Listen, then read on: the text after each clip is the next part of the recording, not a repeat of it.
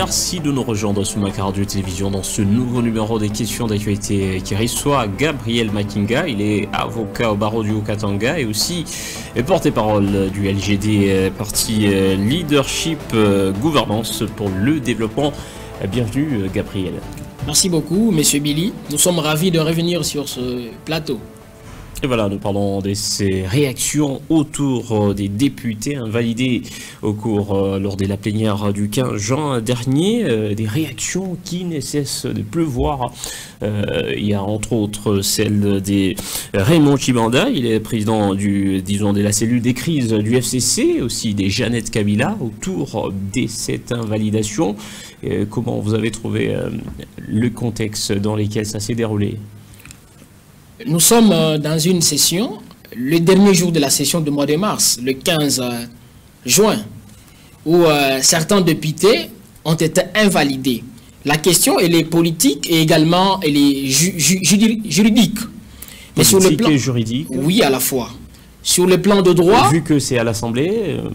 Tout à fait, parce que...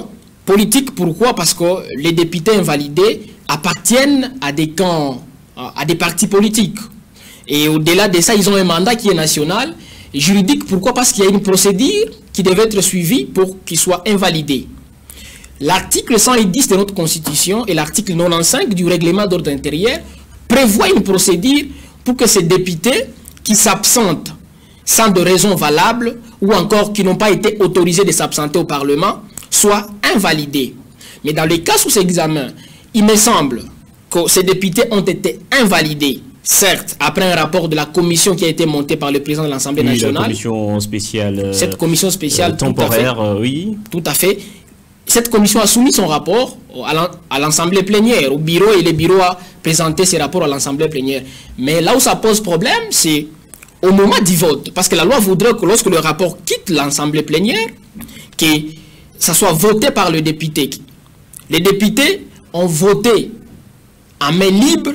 Or, le règlement d'ordre intérieur, à son article 93, voudrait que le vote dans ces cas se passe à bulletin. Mais fort malheureusement, on a invalidé les gens par un vote à main levée, ce qui biaise la procédure, à notre entendement.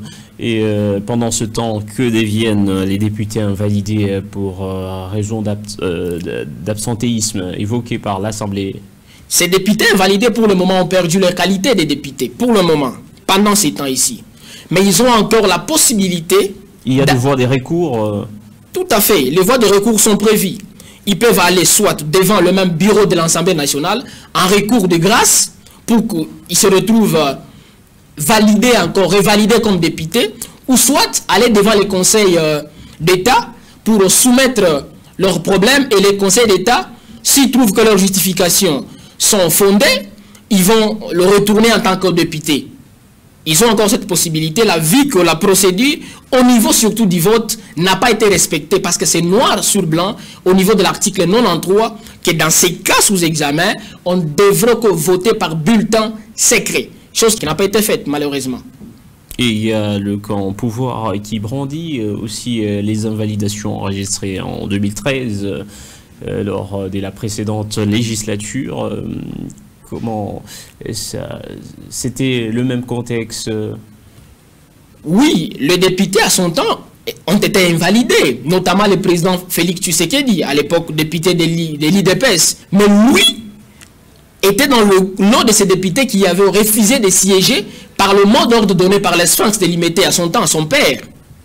Ils ont décidé de ne pas siéger. Et lorsqu'on a constaté que pendant une session, ils ont épuisé le nombre de séances prévues pour qu'un député soit invalidé, ils ont été invalidés. À son temps, ça n'avait pas posé problème parce qu'ils étaient absents au-delà d'un quart, comme prévu par la loi, et on les avait invalidés. C'est certainement une jurisprudence, mais on doit respecter la loi à la loupe lorsque vous voulez invalider certains députés qui s'absentent. Ça ne fait pas plaisir aux contribuables, au peuple congolais de voir un député s'absenter. Il a été élu pour être à l'Assemblée nationale, participer aux différentes plénières, mais il s'absente. Au cas où il s'absente, suivez la procédure comme la loi l'exige, afin de l'invalider.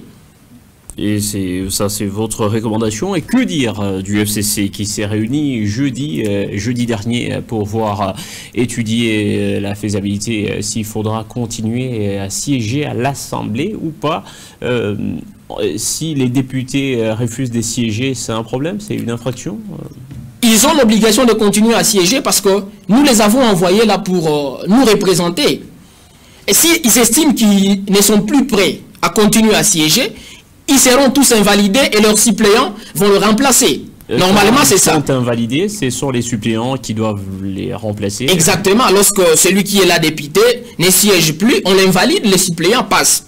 Moi, je pense que la politique de la chaise vide ne paye pas. Moi, je demanderais à ceux du FCC de continuer à siéger. Ils doivent se battre au sein de l'hémicycle parce que ça a un cadre de débat. Ils doivent venir avec les idées, imposer leurs idées à la limite. Si la procédure n'a pas été respectée, au moment où certains de leurs députés ont été invalidés, ils ont le droit d'aller devant le Conseil d'État ou à la limite de rentrer d'abord devant le bureau de l'Assemblée nationale avec le recours en grâce. C'est toujours des possibilités de voies de droit qui sont encore à leur disposition. Au lieu de dire que tout un collectif de députés élus par le peuple, mandatés par le peuple, veut sécher le Parlement. Ça n'a aucun sens à mon avis. Ils doivent rester et continuer à siéger parce que nous leur avons donné mandat pour ça. C'est à l'avantage de qui quand les députés sont invalidés Ce sera l'avantage de ceux qui sont au pouvoir actuellement. Ceux qui sont de la majorité, de l'union sacrée. Il y a des avantages de parce que des avantages de l'opposition actuellement, le FCC notamment. Parce que ils auront perdu le cacique qui réfléchissent bien, qui vont partir au profit de ceux qui sont suppléants, par exemple. Parce que l'Assemblée nationale, c'est un cadre de débat, du dé. Et ce sont de meilleures idées qui triomphent par moment, même si c'est la loi de la majorité qui l'emporte, mais les meilleures idées par moment finissent toujours par triompher. Et nous les demandons de ne pas sécher en termes du FCC famille politique. Gabriel Makinga, vous êtes avocat au barreau du Haut-Katanga. Quelles sont les issues des sorties de l'impasse pour ces députés invalidés? Ils peuvent saisir quelle instance pour... en termes des recours, ça existe? Oui, il y a des recours prévus. Soit ils reviennent devant le bureau de l'Assemblée nationale, soit ils vont devant le Conseil d'État. Auprès du bureau de l'Assemblée nationale, c'est un recours de grâce qui vont aller. Et le bureau va réceptionner leur correspondance et examiner la chose comme nous sommes pendant les vacances parlementaires. Aussi, au niveau du bureau, ils n'ont pas de solution. Ils doivent aller devant les conseils d'État pour ça. Et le conseil d'État va étudier leurs revendications. S'ils sont valables et fondés, ils seront rétablis en tant que députés et vont continuer à siéger. Au lieu que la famille politique s'enflamme en voulant sécher même le session au Parlement. Et si il séchait par exemple, ça va conduire à d'autres invalidations? Mais tout à fait. S'il sèche sans motif valable, sans de raison justifiée, et sans même des autorisations, il y aura toujours des invalidations. Ça sera la loi qui sera appliquée. Je suis désolé pour eux. Le plus important, c'est de rester fort, de continuer à venir avec les idées et continuer à débattre au lieu de vouloir sécher comme ça à une autre session. Ils risquent de se retrouver tous invalidés conformément à la loi et au règlement d'ordre intérieur.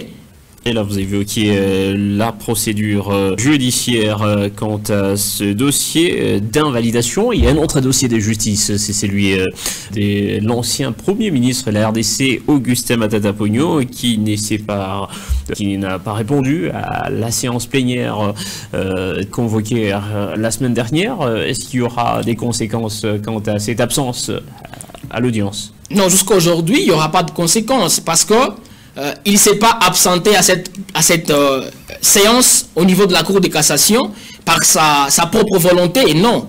Premièrement, il n'a pas été notifié conformément à la loi.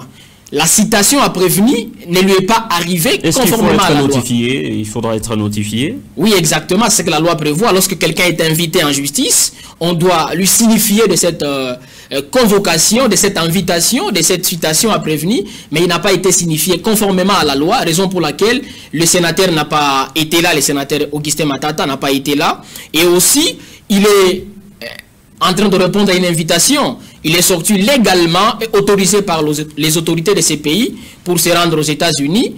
Il n'y a pas de conséquences jusque-là contre lui, parce que c'est la Cour de cassation d'ailleurs qui avait renvoyé cette audience du 11 juillet, vu que Matata n'a pas été atteint conformément à la loi.